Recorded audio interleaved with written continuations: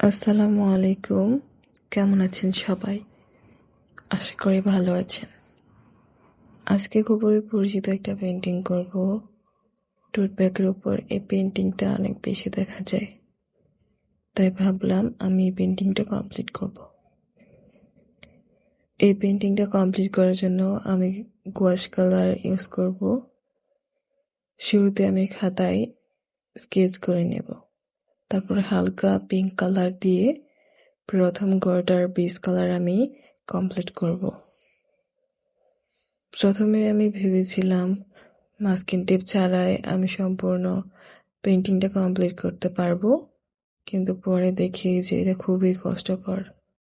তাই আমি পরে অফ ক্যামেরায় মাস্কিং টেপটা সেট করে নিয়েছি।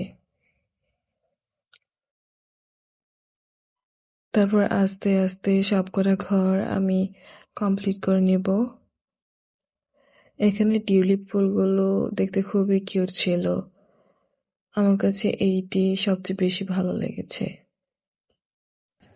তারপর আস্তে আস্তে একটার পর একটা ঘর আমি কমপ্লিট করতে থাকলাম। এখানে স্টারি নাইটের পেন্টিংটা আমার কাছে খুবই ভালো লেগেছে। এই পেন্টিংটা কমপ্লিট করতে আমি মোট 5টা কালার ইউজ করেছি: লাল, গোলাপি, রানী গোলাপি, হলুদ এবং জলপাই কালার।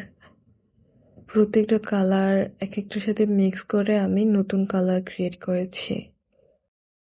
এখানে আমি একটা কালার শুকানোর পর আরেকটা কালার ইউজ করেছি, কারণ আগের কালারটা পুরোপুরি না শুকালে আগের কালারের সাথে পরের কালার মিক্স হয়ে যাওয়ার সম্ভাবনা থাকে, এতে পেন্টিংটা দেখতে বাজে লাগতে পারে।